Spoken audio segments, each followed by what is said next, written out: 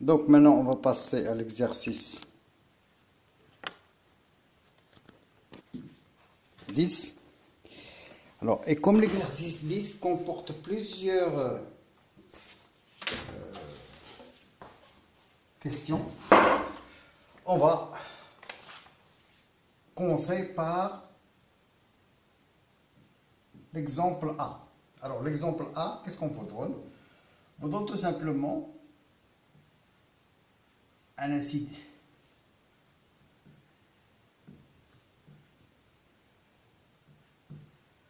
métalbromé, donc la position du brome n'a aucune importance. Alors, et on vous dit, selon le traitement, premièrement, SOCl2, chlorure de thionyle, puis NH3. Donc j'allonge un peu la flèche. Deuxièmement, on va le traiter par le brome, PR2, KOH, H2O. Donc ça, dans la deuxième étape.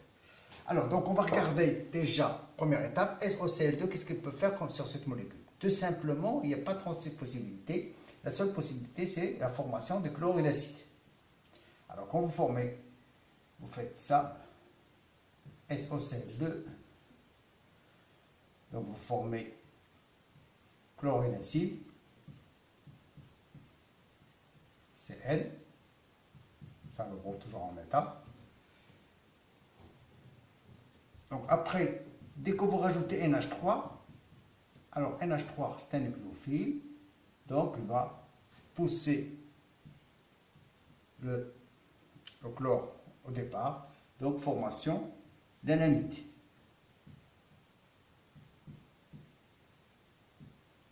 NH2.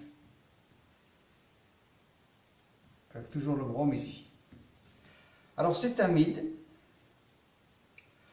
va subir ce qu'on appelle, donc ça la première étape, c'est en présence de brome, comme l'azote présente un doublet libre, donc il va attaquer, bien sûr en présence de Br, donc il va subir, le brome va subir une attaque nucléophile, et va permettre d'obtenir, bien sûr,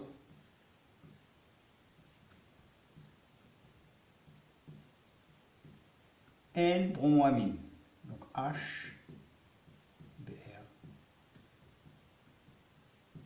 Br. D'accord? Donc, vous avez le brome qui c'est fixe, plus bien sûr HBr, hein, HBr, on regarde. Donc ça, libéré dans le milieu. Neutralisé bien sûr par l'ammoniac. Donc on utilise généralement un excès d'ammoniac.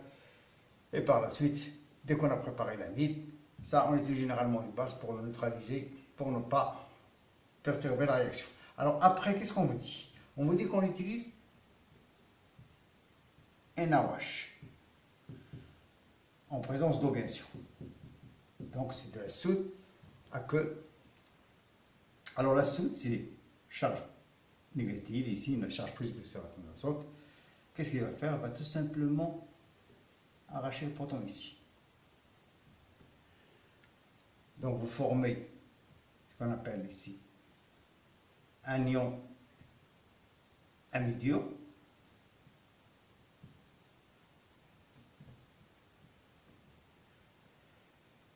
N-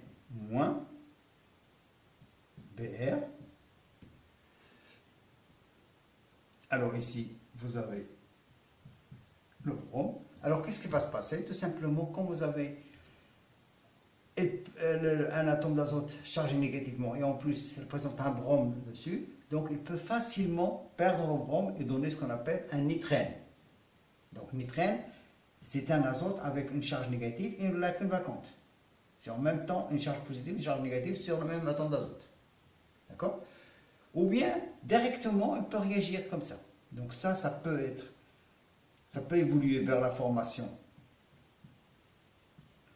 tout simplement Br, O, N, moins,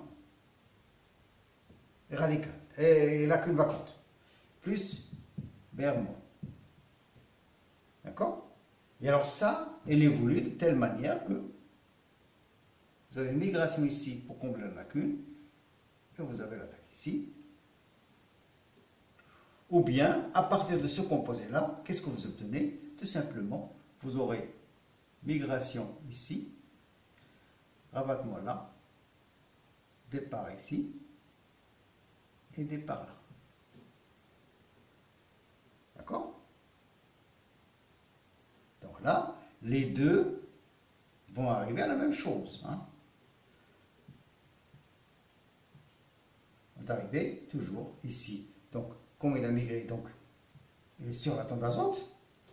L'atome d'azote, comme il a rabattu la charge négative ici, donc il va y avoir une double liaison avec le carbone qui est porté fonction amide et une double liaison avec l'oxygène. Donc ça, c'est un cétémine, hein? Donc un cétone et une imine en même temps, un cétémine. Donc ça, et vous avez le brome ici. D'accord? En présence de l'eau, H2O, donc vous allez avoir attaque ici. D'accord? Rabattement là. Va vous donner.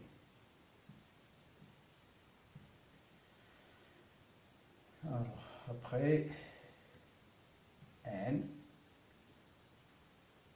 Et après, l'azote, il va récupérer un hydrogène. Hein. Donc, je vais mettre H, O, H. Donc, le doubler. On va récupérer l'hydrogène, comme ça. Et vous aurez N, H, C, O, O, H. D'accord? Donc ça, il ne va pas rester comme ça, parce que ça, c'est pas très stable, hein, c'est comme fonction. C'est une fonction carbamate, mais qui n'est pas stable. Hein. Comment elle va évoluer? Tout simplement, va évoluer d'une seule manière. D'accord? Donc là, H, H. Et pour ne pas refaire les étapes, hein, donc pour abréger, donc ici, vous arrivez à avoir fonction acide, et l'azote récupère un atome d'hydrogène, et là, vous allez perdre ça, et vous allez obtenir, bien sûr, et le doublé va récupérer l'hydrogène qui est parti ici. D'accord? Donc vous arrivez à avoir NH2, le brome est toujours là,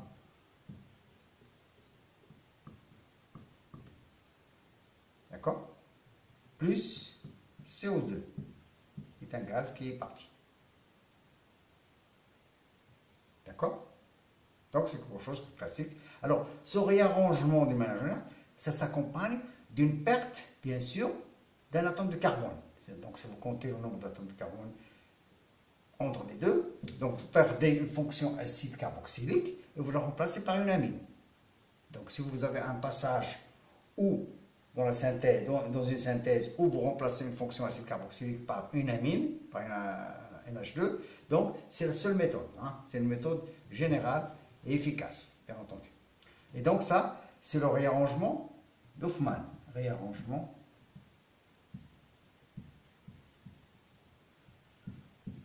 d'Hofmann. Et on peut l'appeler dégradation d'Hofmann, parce que quand on dégrade, on perd quelque chose. Ou dégradation d'Hofmann.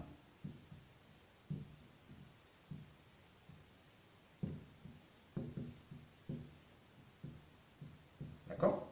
Donc ça, c'est classique, hein, bien entendu. C'est quelque chose que vous pouvez rencontrer souvent, bien sûr, surtout quand vous avez à traiter des acides aminés.